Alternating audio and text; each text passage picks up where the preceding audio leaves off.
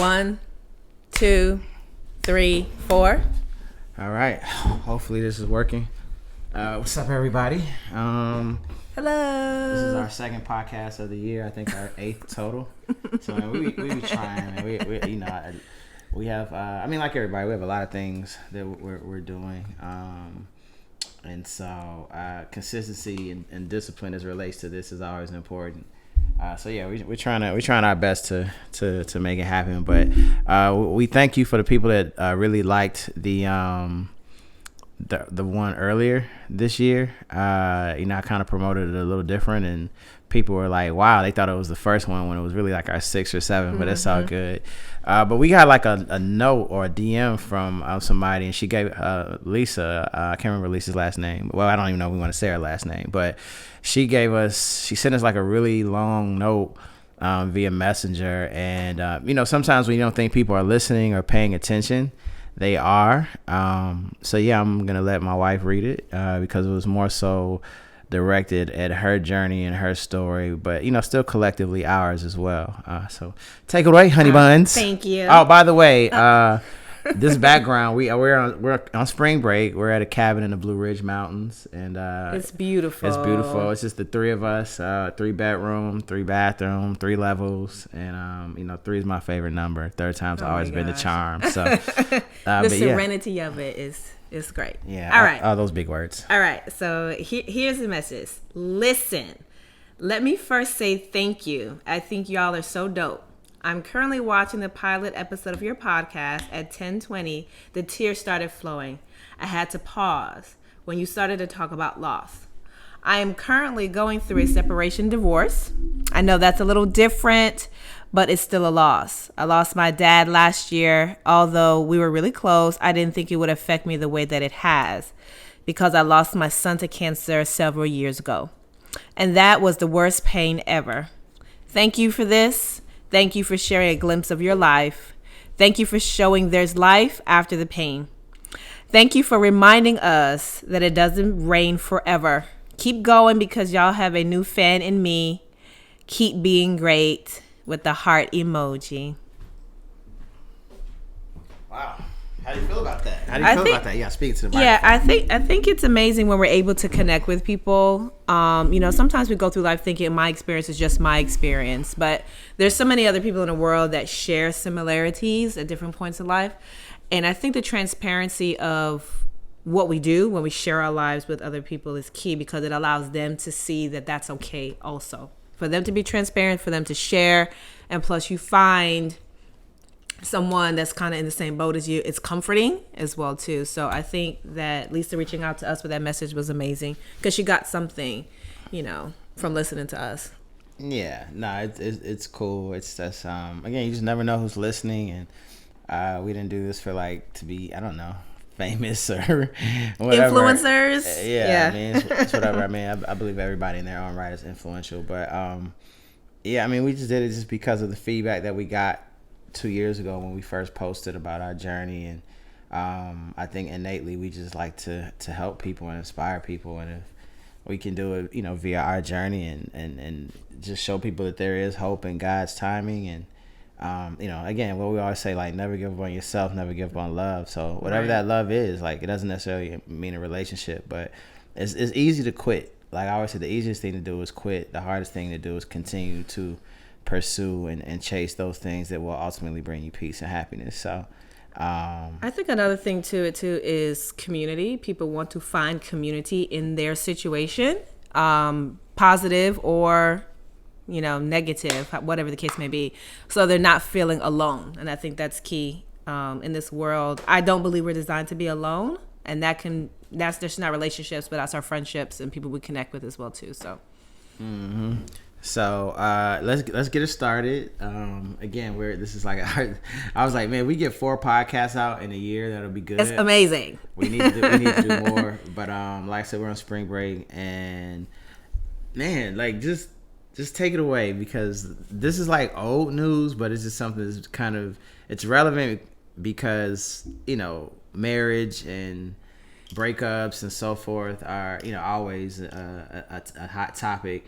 And I just remember what LaLa Anthony said, and and her. Well, say what she said. Well, I don't.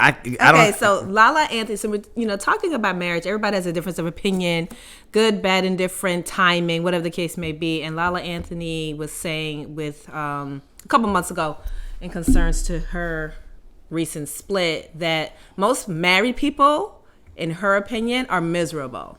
She doesn't believe that single people are wanting to be married anymore. They're going around saying, when can I get married? That type of thing. And that if you are married, you're just not happy and you're doing it just for status quo or what your family thinks. Yeah. So then I had to just pump the brakes. And look, we like LaLa. Like I really have enjoyed seeing how she's just rebranded herself again in her career, and especially as an actress. And to be a black woman in this medium is definitely very challenging, especially as you get older. And she's doing her thing. So we salute you. I salute you on that level. But I was like, man, I don't know if you're a hater, but I just like, we all go through things. And I guess the key, like when you've been hurt and emotionally displaced and all that other stuff, like it just sounded very bitter. It was like, it's like that person over there is like, oh, you don't want to go do that. And a lot of times they'll say, oh, you don't want to do that because it's not going to work for you. And I'm like, nigga, that's just because it did not work for you does not mean it's not going to work for me or us or what have you. And so I was just kind of disappointed at that comment because it seemed one dimensional. And it just seemed to come from a very bitter place. And then I think what did Tia? Tia Mowry was just contemplating, what was the reason why she and her husband divorced, and it was really her finding her happiness and focusing on her happiness and that peace, and realizing what made her happy and what didn't make her happy anymore. And unfortunately, her marriage wasn't something that was keeping her happy. She wanted to focus more so on herself and herself moving forward, and of course the children.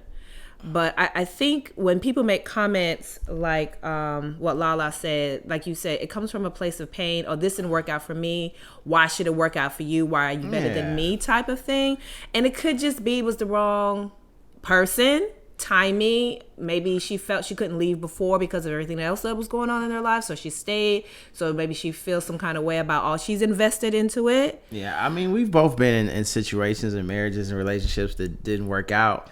A lot of one or two of them were very probably dramatic for both of us, but I don't know, I never went around saying like don't get in a relationship, don't get married, because like it didn't work out for me. And I don't know, like if all your homegirls are single, which is nothing wrong with that, like sometimes you have to, sometimes that perspective or that bitterness or that misery like loves company. And sometimes you have to step outside your circle to really, like, one of the things we were very conscientious of doing is also making sure that we were building with couples who were successfully married or in relationships, because I know people that have been in relationships for years and not married, and to me they are married.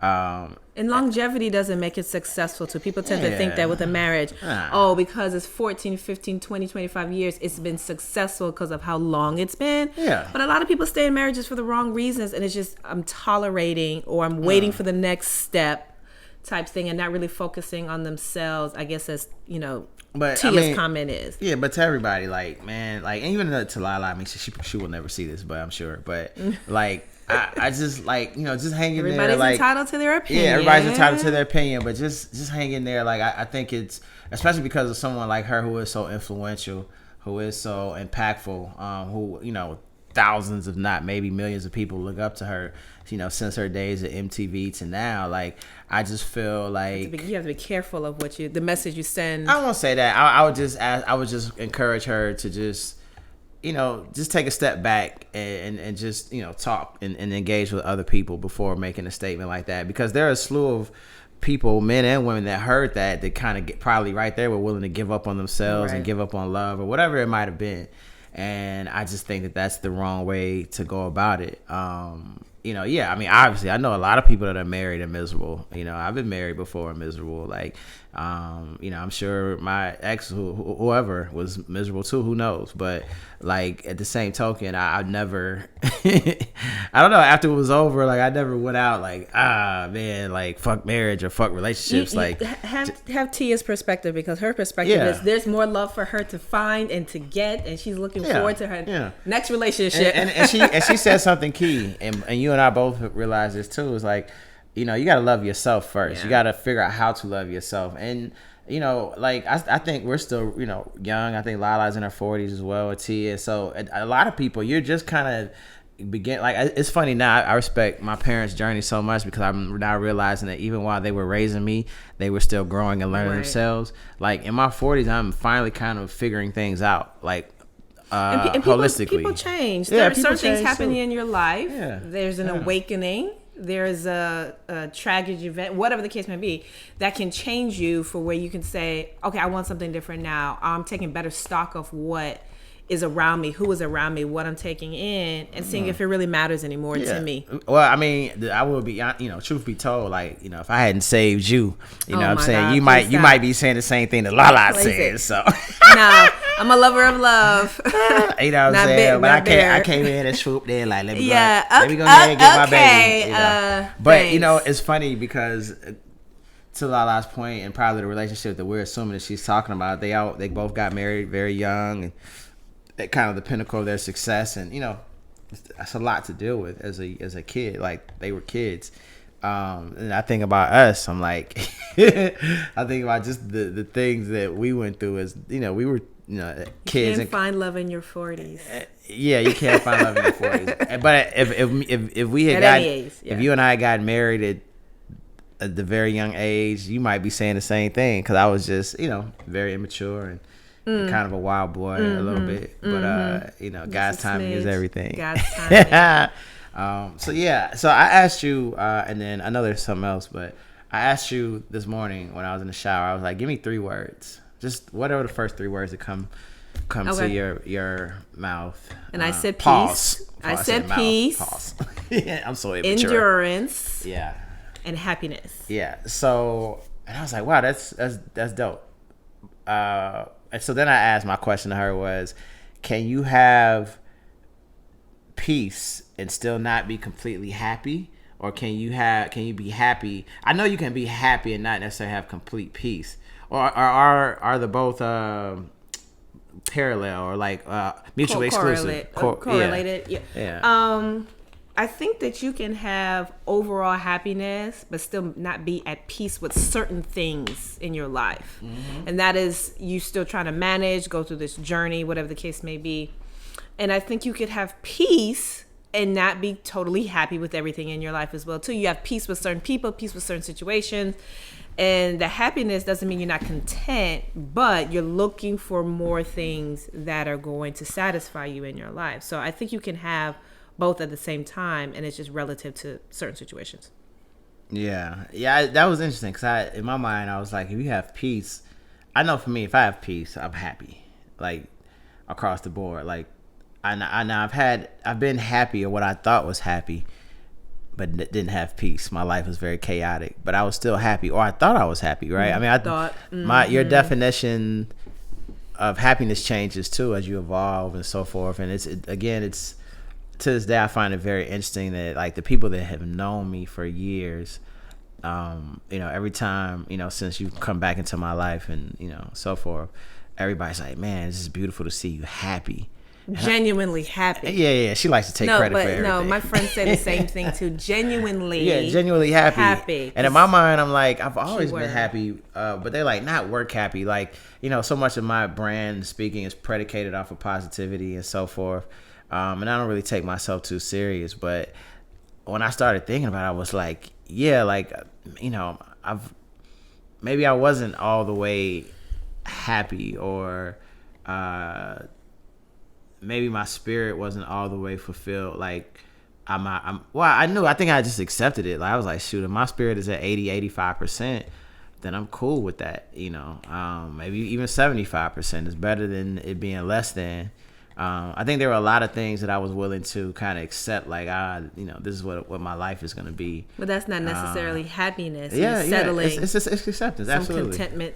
Yeah, maybe. Yeah, absolutely. And I've never wanted to live my life content. I actually never have. But it was just like, if this is happiness, is cool.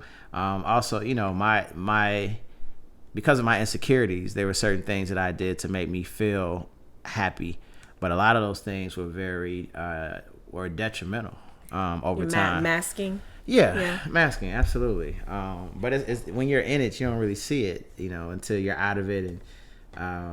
And literally that whole quote, when God wants you to grow, God makes you uncomfortable. Mm-hmm. That applies to like personal shit too. And at the time you just don't realize it. So to anybody that's gonna listen to this, personally or professionally, I always just say, just hang in there the best as you can. Like, just make sure you wake up every day. That's first and foremost, wake up every day, and just try to find something that slowly but steadily can build your spirit. Because I know from experience, like, if you just latch on to things, because it's a temporary fix is what it is. It's a temporary fix, but it's hard. Like it's try to find things that fuel your purpose. Yeah. Or one thing that will bring you some level of happiness for that day. Sometimes it might be drugs. Sometimes it might be alcohol. Sometimes it might be the strip club. Sometimes it might be the strip club. Eating your favorite food. Your favorite wings at Magic City or Blue Flame. Sometimes it might be gambling. Mm-hmm. But again, those are all temporary fixes. But those things can make you feel good. Or sometimes it might be reading. Praying. New experiences. Yeah, but new hobby, lounge day, self-care. Yeah, don't discount them other things. Okay. Next, so you have been so you turned 45 on January 1st, and you look phenomenal, by the way. You look amazing. Thank you, love. Just a beautiful woman. Telling everybody my age. But it's good. Like, look, be proud of your age. It is you don't look at whatever 45 is supposed to look like. And as we both know, it's truly a blessing to get older. Just because you get older in years doesn't mean you have to get old, if that makes sense. So, you try to, have that vibrant spirit of yours and continue that, and eat right, work out, and, God will do the rest. But, so, my wife threw me this dope ass surprise party, which we referenced in the, very dope. It was decent. Okay. No, that shit was amazing. It was decent. I'm messing with you. It was game changing for a myriad of reasons. It was a lot of work. As we alluded to in the podcast, the first one of the year, in the first quarter. But so I'm like, man, very competitive, trying to figure out what I'm gonna do as we, her 45 is looming. Sheesh. Yeah, it's coming. It's coming. Yeah. So okay. What I've been doing is I've been doing 45 things leading up to her 45th birthday. So Aww. I think this cabin trip is number 4 on the list. Yes. We had some other things, and some things are gonna be big, some things are gonna be small. Like this month of April is gonna be kind of big. It's a lot going on. Like we traveling like crazy, moving and grooving. But all of them will be meaningful. And so some things I have planned out, some things I'm kind of just still figuring out, but it is it's gonna be. I'm looking forward to it. Yeah, yes, you should. Because at the end of the day, like when we have to compare the two, I need mine to be way better. So he's trying to outdo me, y'all. Absolutely. I mean, my wife, like it is. I don't even. If there's a scale of 1 to 10, I'm gonna let him outdo me, y'all. If there's just let me do you too, though. Hey. But if there's a scale of 1 to 10. For my surprise party, which I've never had a surprise party before, never wanted one.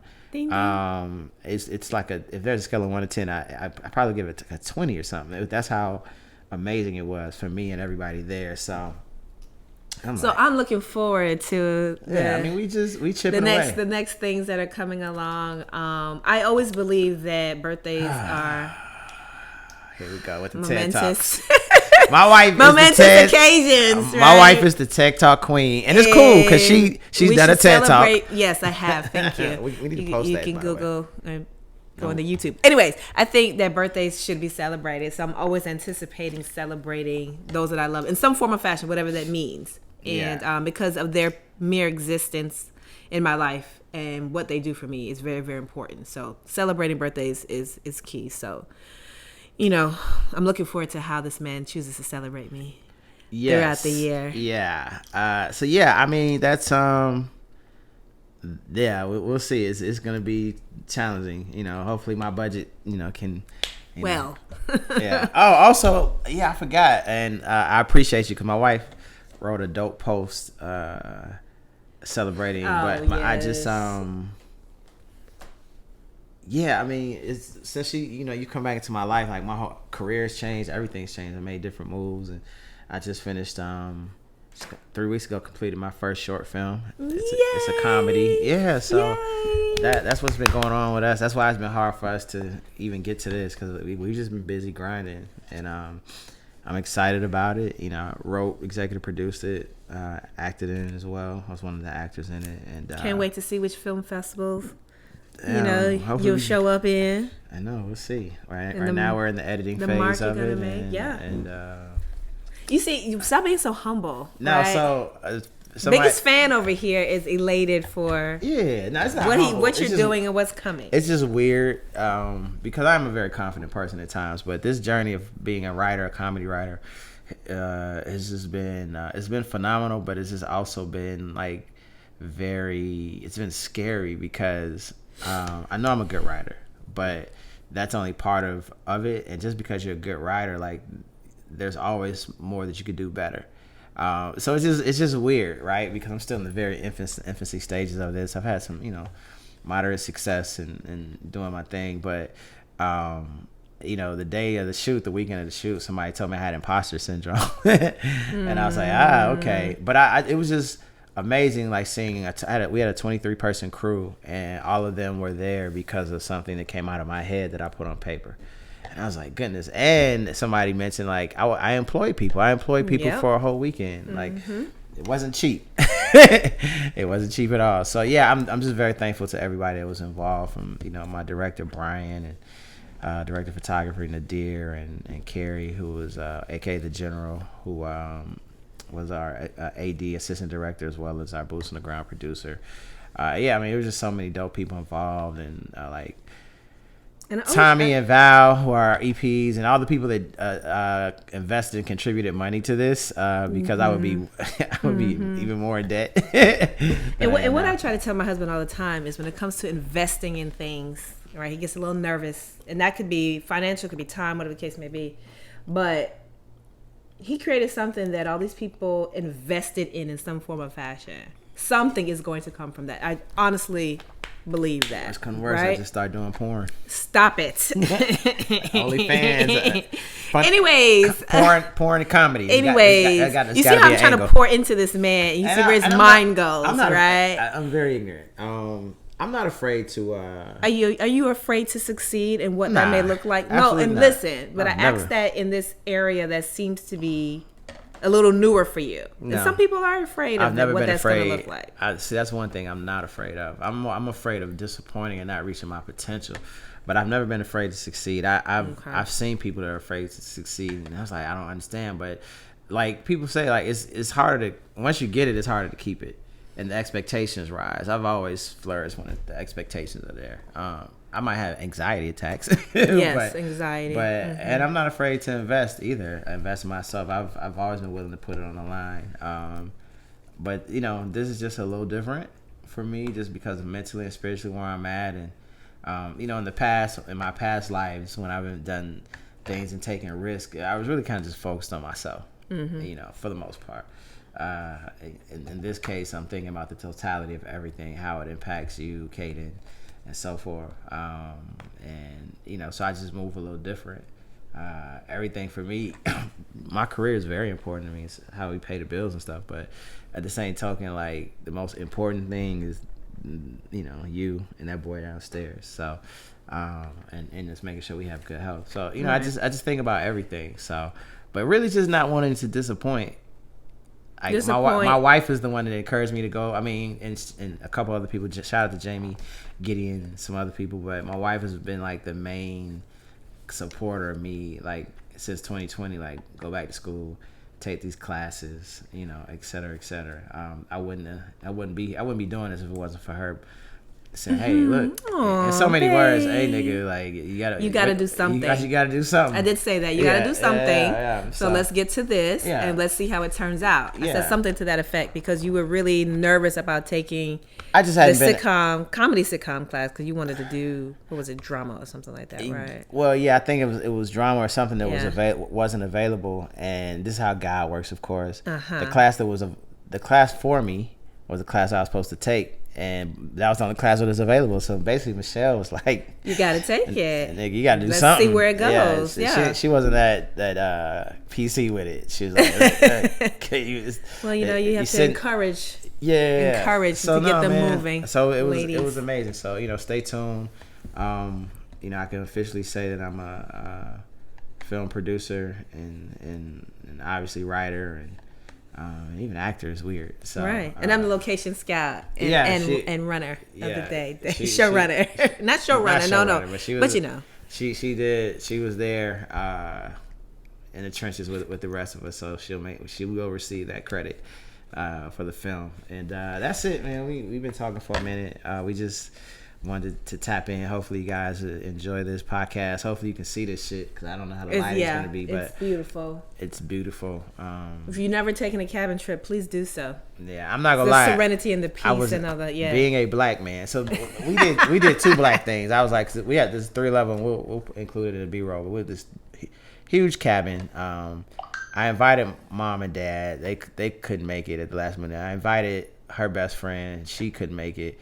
So we was like, we'll just do this on our own, and just it is what it is. So, you know, typical black person stuff, like make sure that we sleep in all the beds, use all the bathrooms, like I'm making sure we get our money's worth. Use all their stuff. Yeah, just make sure we get all our money's worth. And but also I haven't slept because, you know, I be watching movies, and you know, we in the mountains, and we did watch this cabin movie, this horror movie before we left. And we black, so like I've been sleeping kind of in the morning, like when everybody else wakes up, because I just be sitting like, and it's a lot of openness here too, so I just be nervous. I've been sitting, you know, just in the living room with that, you know, with my lifesaver, as I call it, my weapon, and just, you know, just making sure everything's good. If I hear the wind blow, I get nervous. I look, you know, that type of stuff. But it's been amazing, and you know, we got one more night in here, and then we head back to the A. So. And I pray, I thank everybody that will watch this or listen to this. We will try to drop another one this summer in the same quarter. Yeah. And we're going to talk about, is it summer for the streets or for love? Yeah. We're going to. Yeah, I forgot about that. We can get to the ratchetness a little closer to the break of the summer. Yeah. So thank y'all, and shalom. Peace.